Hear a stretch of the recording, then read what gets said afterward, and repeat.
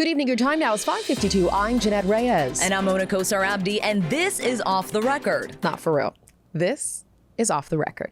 Oh, y'all are getting wild on these voice notes. Listen, we're going to answer this one like your big sister would. We are going off on the record today, and we are answering some voice notes that we got, and y'all are brave. You made me cry. You made me call Mona for the tea. Yeah, the group chat was going off. First of all, I want to say I absolutely love your podcast. So my question is... Ooh, not her going there. Ooh, y'all gonna make me talk about my mama. There are resources out there that you can tap into, and you'll be better for it and the kids that you're raising. How do you do it? How do I do it? So listen, we are in this boat together. When you do things on your own, you work for yourself, you really gotta pop your shit sometimes. So Mona threw a tantrum. No. Do you need this for your mental health? It gets serious real fast. And I'm like, I'm not gonna lie. Today I got a little emotional because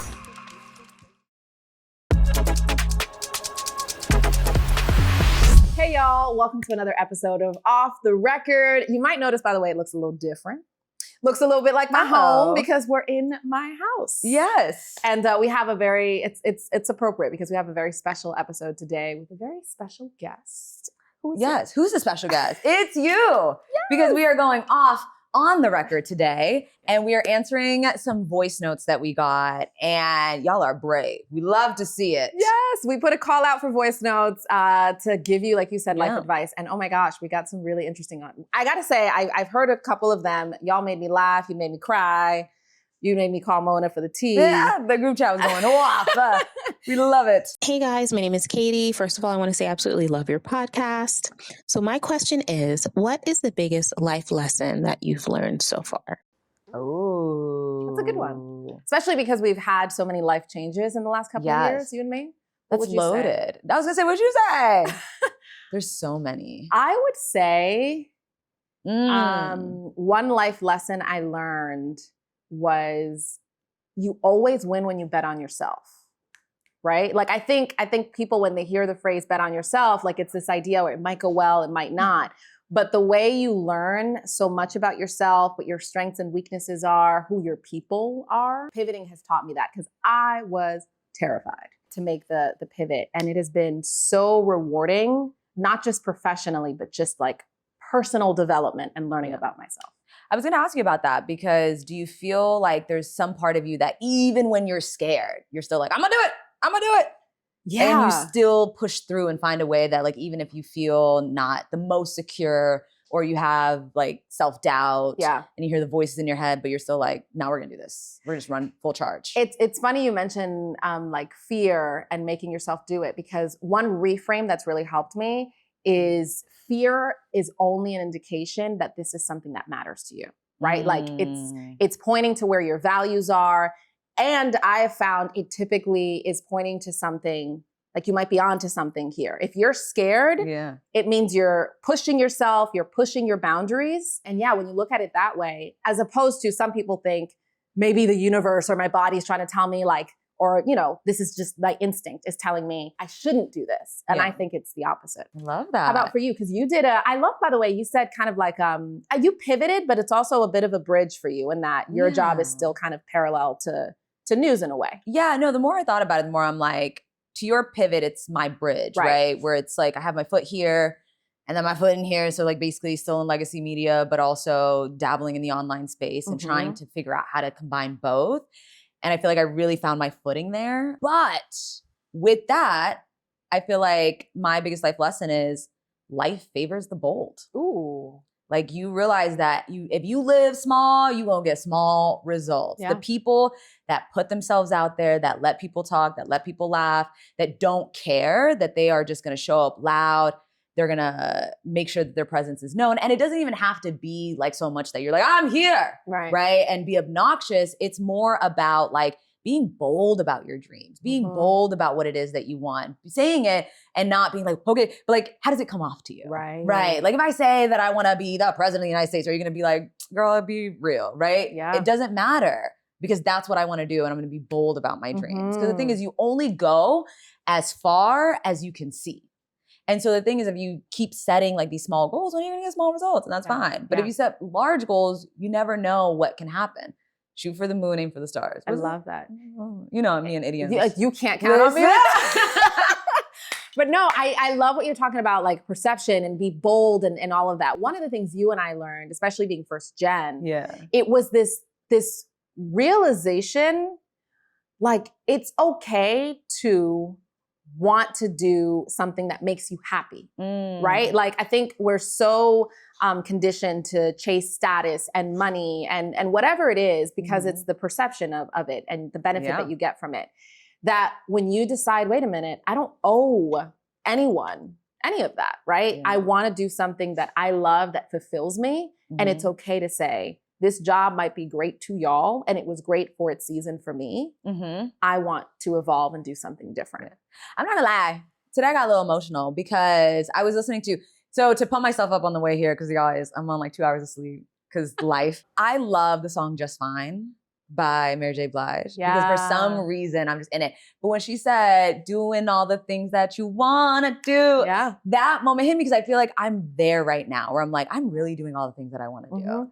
And it just feels so good, because it felt like something that I struggled with for a long time. Like there's a lot of friction, right? I wanna do this, but I'm doing this and I can't figure out how to do it. For everything to align now, feels so good. Right? It's liberating. And you're almost like, man, like, I don't necessarily feel like I wish I'd known sooner, because I think everything serves its purpose. I do wish other women, especially Black women, would experience how liberating it is to put yourself first and choose something that fulfills you. It's unmatched. I love it. That was a great question. Yeah, thank you for that one. All right, let's go to the next one. Hello, ladies. How are you? First and foremost, you guys are doing an amazing job.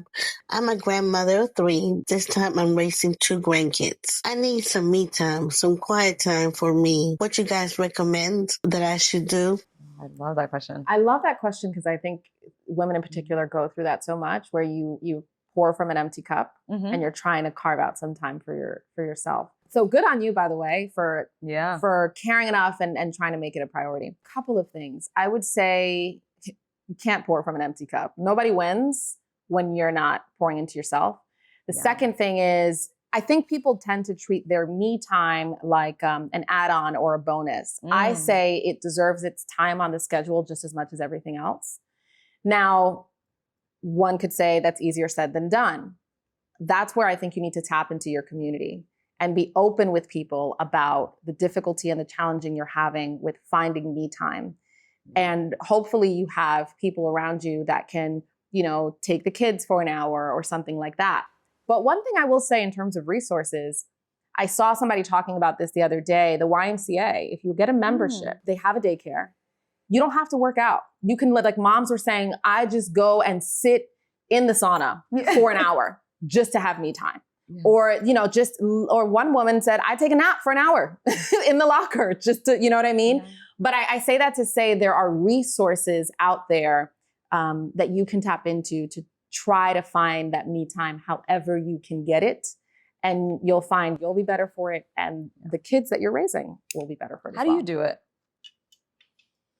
How do I do it? I'm very, very lucky to have my mom. She comes weeks at a time and helps with Bella. My mother-in-law is also really helpful. She's actually coming in a couple of weeks. I'm very open with Robert when I need support. I will say I often don't have to say it, but when I do, he just jumps on it. You know what I mean? Like for me, it's no longer a badge of honor to be exhausted, to be overwhelmed, to be stressed out. Like it ain't cute anymore. And when I tell him I need, we have this running joke where it's like, if I want to go out, he'll be like, let's kind of walk or something like that. Do you need this for your mental health? It gets serious real fast. And I'm like, yes. And he'll yes, I think so. Right. And he makes room for it. And he takes Bella or whatever it is. And finding other moms who do the same.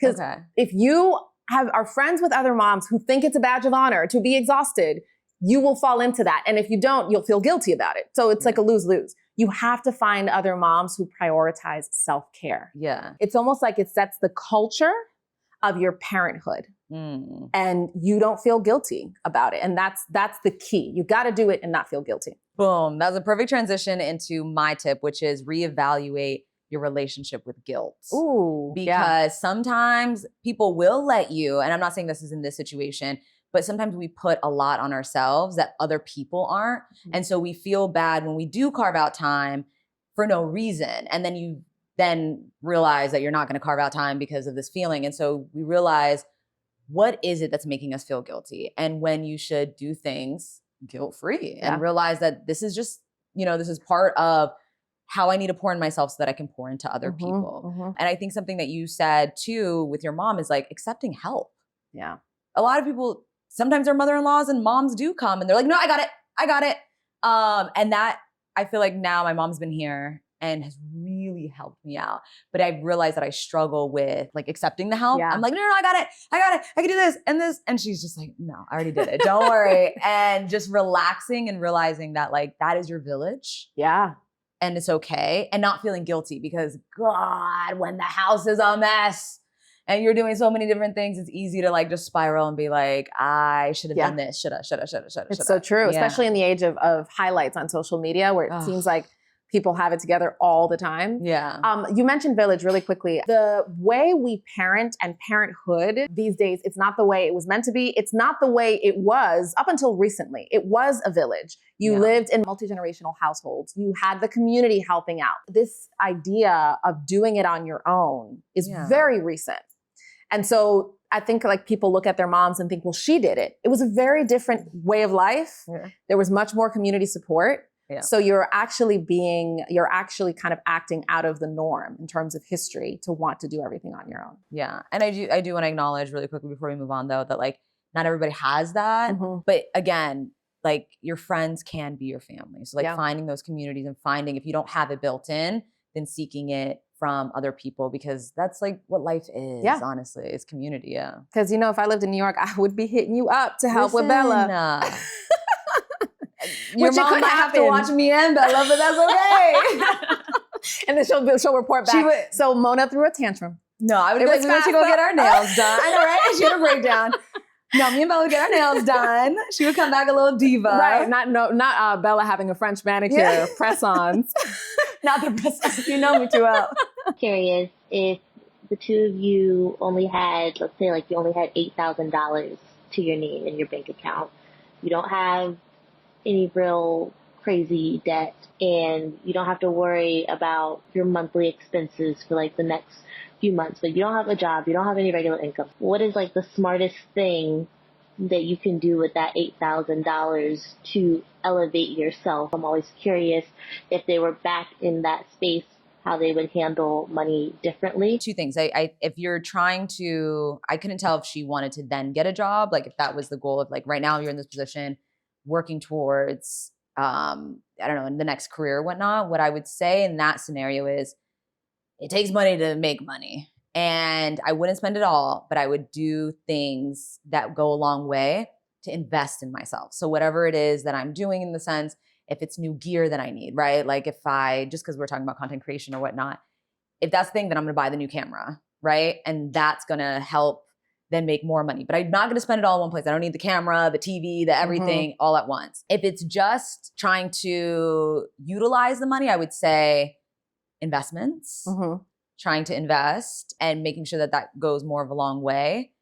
But I think it's more of the career one. And I would say that it would just be spending a little money on something that you think can make more money. Kind of along those lines, I would first ask yourself, what are you naturally pretty good at? Even if you have to polish it, what are you naturally pretty good at? I think sometimes we tend to have blind spots when it comes to us. So I would ask my friends, what do you usually call on me for? Am I the organizer? Am I the project manager in a loose sense? Am I the one who takes the trip out of the group chat? Yeah. And figure out what your natural abilities are. Then I would look to see in the market, what is it that's booming? Right now, content creation is really, really big. People need editors, people need shooters, people need all kinds of things. So I would tap into, because you can be really good at something, but if your service isn't needed in this economy, then it doesn't matter. And then I would get training for it. So like, we're really fortunate that you have YouTube, you have Skillshare, you have, I think it's called Udemy. They're online courses where you can get training. I would invest, I would say maybe a couple grand into that so that you can, I'm talking like buying maybe some of the starter equipment, taking the courses, shadowing someone, I think would be huge. and then building from there and finding where your work is needed. Start on a lower rate or volunteer basis to really build your experience and your reel and go from there. But I think it's really key to figure out what are you good at and what is needed and fill that void. Two things I'd add to that is one, sometimes it doesn't have to be something you're passionate about. Just something that you could do and then you can pivot to something that you're passionate about, but it's the vehicle that will get you there. And the other thing you said is most people, almost like 100% of the people that I talk to that are killing it, that are very successful, that have paved a lane for themselves, are people who really are investing in themselves. So they're like taking the courses. They're doing a lot behind the scenes. You just don't see it. Yeah. But they're taking the courses, they're calling people, they're networking, whatever they're doing, there's always activity going on to somehow improve in what it is that they're doing. So I see my husband all the time, right? Like he works at his firm, but on the side, he's always doing things to like learn more about sports law, to do things and figure out what the industry, where it's going, reading trade magazines, doing all these things. You can't just rely. Because I feel like once you hit 32, people rely on their skills. And they're like, oh, I grinded in my 20s and I learned all these things. No, there's so much more that you can learn. Yeah. You always have to be a curious student. Absolutely. And always evolving. That's so true. Great question, Alicia, by the way. What advice do you have for someone that is returning to their career field, especially if they're nervous about whether they'll be welcomed back with open arms or whether they'll be shunned? I love that question because I don't know that I've heard it before. Yeah. I would want to know first why you left. Like for you, it's important to know, why did you leave? Did you leave because you wanted to grow? Did you leave because it was toxic? Like, I think the reason matters a lot.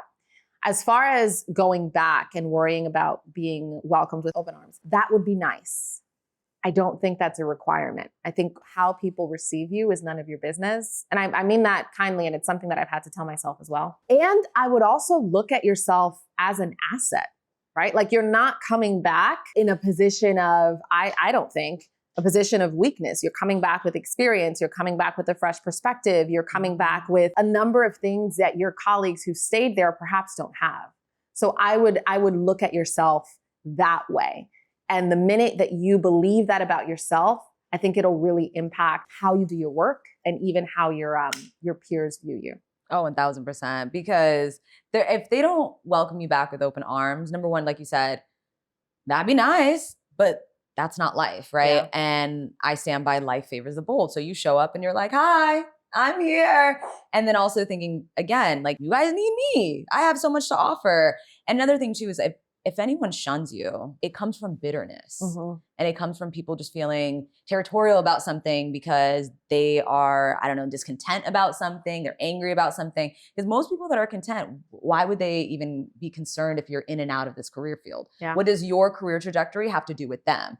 And so ask yourself why you left, because if it was a toxic industry, then maybe that's something that, after some time passes, people feel nostalgic and only remember the good times and don't remember why it is they left. Yeah. But also, I've always been in places where I'm like, I do not have to be friends with the people I work with. Yeah. Like, I'm here to get my job done. Right. Yeah. I love that. Hi, ladies. Just wanted to reach out and ask you for any advice you have on marketing and telling your story as someone who's pivoting or starting out as an entrepreneur. Would love to get advice from that. Congrats on pivoting. That's huge. Embarking on entrepreneurship. That's awesome. That's a great question. And I love that you're asking about storytelling, because I think people underestimate the power of storytelling. It's always been a powerful tool and skill, but even more so now, where people want to connect with you. So listen, we are in this boat together, because I think this is something that I'm realizing when you do things on your own and you work for yourself, you really got to pop your shit sometimes and be like, I'm an expert in this field. This is what I know. And realize like, you do have the credentials to back it up and say it with your chest. Sometimes we're like, I guess I'm good. Yeah. Like, it's cool. Am I? Right. But if there's anything that news taught me is that people want to bet on you, right? They want to invest in you. And you do that by really telling your story. Like, what did you grow up? What made you who you are today? Like, what are the good times and the bad times that have really set it up? And also making it concise. So then this is the storytelling part of me, right? Don't be going on and on.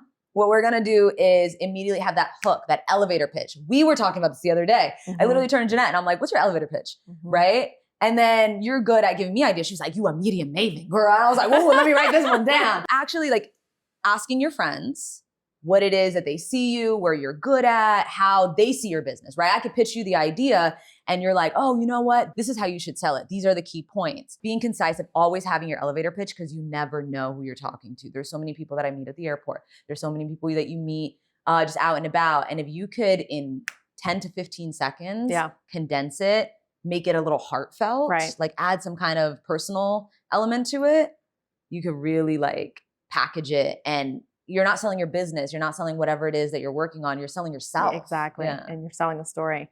I agree with all of that. I would also say, for me, it helps to identify two or three people whose work or skill or even like career trajectory I really admire, and 3 people it's like, I don't want to do that. So that's what we're not doing. But no, I think sometimes it's personal. It could be very subjective. Somebody could do a really great job, but you just don't want to go that path. So I would do that. I would figure out what's your story, what makes you different, but then position it in a way where it's valuable to the customer. Because you could have a great story, but at the end of the day, it's about me all day, right? Everybody's like that. They want to know what's in it for me. So what is it about your story that adds value to the service that you're providing? That's number one. The second is I would show process. This is like, we have a lot of nerve saying this. The camera's going to go off and be like, I'm not showing it. I'm just kidding. No. Right. But like we said, I started with, we're in this boat with you guys. Yeah, exactly. Like people love process. A story that is done, it's cute, but it's not relatable. Yeah. People want to feel like they see themselves in your story and they want to root for the underdog. So they want to see you trying to figure this out in real time. And then when you make it, it's like, man, we've been there since day one. And if she can do it, so can I. Hopefully that's helpful, but show the behind the scenes in a world of highlight reels. How did your parents nourish your dream of being a journalist or a news anchor? I have 2 younger sisters who want to be in journalism and also want to be a news anchor. I don't really know how to nourish it, especially since we just a family of immigrants. Do you know any people who might have summer camps that we could go look into? Anything that will help, because I really just want to pour into them and nourish them. Their dreams are important. Everybody needs a big sister like that. Yes. That's awesome that you're thinking about how you can, build them and their dreams. That's number one. Number one. Believing in them goes such a long way because, and I think we've both spoken about this, like when you grow up with parents who are like, yep, you can do this. Anything you put your mind to, you can do. Then that's all, like kids will soak up all of that. And we're like, okay, like that's fact. Whatever it is that I choose to do, I can do it. So that's number one, that's big. The second thing, we're both first generation. So we get what you're saying as far as being daughter of immigrants or immigrants yourself. You feel like you're not as well connected and that other people have an advantage over you. I say that's a huge asset to them because coming from a background like that gives you a totally different perspective. I believe you tend to be more empathetic. You view the world a little differently. And being a good journalist is someone who's open-minded and has been on a different path. Yeah. Right? It informs the questions you ask and all of that. The next thing I would say is have them share stories with you, even about their day. That goes a long way because at the end of the day, journalism is storytelling. And you can refine those skills, focusing on what was the highlight of your day. How do I inform me about something that's going on in our community as a reporter? It doesn't have to be anything super polished, but it comes down to, in fact, I think when people get caught up on the polished stuff, they lose the plot. Yeah. It's simply talking to your friend. And if you encourage that in them, that'll start building their skills. I think what Jeannette said about reframing, there's so many things in there. I feel like, again, it's not a limitation. Both of our moms have accents. Both of our parents had accents. That didn't stop us. I mean, you had an accent too. You had an East Coast accent. Turns out I had an accent too. Yeah, girl. I had a little bit of a West Coast accent. But the whole point is like, it took years for us to refine our voice. And I still have videos where I'm like reading out of my mom's, she's like in the background holding her iPad. And I'm like, today there are flurries. And I'm just like at home practicing from like scripts that I stole from my internship, right? Yeah. And so I think it goes a long way within the household to be encouraging, but also like when my mother and my sister poured into me, my sister said something that was so profound where she was like, I need you to like, what is David Muir's chair? Like, feel it. Is it tweed? Like, I need you to feel the fabric of the chair. And it was funny because when I sat on the chair, I was like, it's not tweed. And it was like a cute moment. Yeah, it's a full circle moment, but that's what it is. Like visualizing And then my mom would just be like, nobody, like this person is not more special. We are not any more special than your sisters, because it just takes the dedication, the drive, and like it being able to weather the storm. And that's it. And then, for example, when you talked about the East Coast, I moved to the East Coast. News is thriving on the East Coast. And especially PA, like hubs like Philadelphia are such news hubs, and New York is the news capital of the world, right? So it's like a lot of the things that you may think are limitations are great. Last thing to add to what Jeannette was saying, the reason why I think I'm great at storytelling is because I had to translate everything, right? And so something would happen, or like a movie, I'd watch a movie and here I am in Somalia explaining the entire movie with a plot. I mean, I just assume that you guys are bilingual, but like even just being able to, in how you guys understand it in your household compared to like how, whatever you're taking in, talking about your day and being able to translate in a way that connects with people, that has helped me so much. Yeah, absolutely. And watch a lot of news. Study the news, identify what you like about an anchor or a reporter, what you don't like, and find your person. For me, growing up, I really liked Soledad O'Brien because she was, her mom is Cuban, and she kind of came from a background where they had to work to get to where they are. So find your person. That's why they say representation matters, because if you can see yourself in someone, it really makes you believe that you can do it as well. Yeah, for me it was Anderson Cooper. Like Totally. I get hello, twinsies. Something about a white man that makes me feel seen.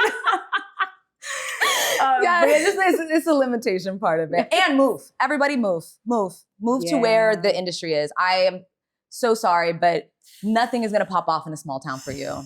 If you want to be an actor, do not stay in Kansas.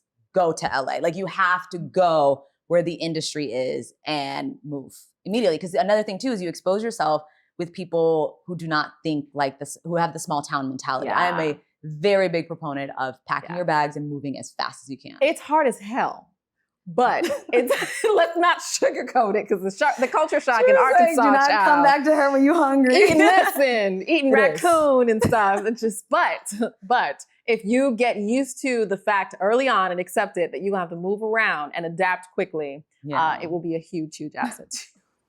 It's like caveat, footnote. Yes. What is your relationship with your mother like? And what was it that she's done over the course of the years that really allowed you guys, if this is the case, to remain close? I thought this was normal. And I realized as I hear more and more people talk about their relationship with their parents that it's really not. My mom always was very cognizant of the fact that she was raising little adults. Like we were our own person. We had our own personalities. We had our quirks and all of that. And she embraced that.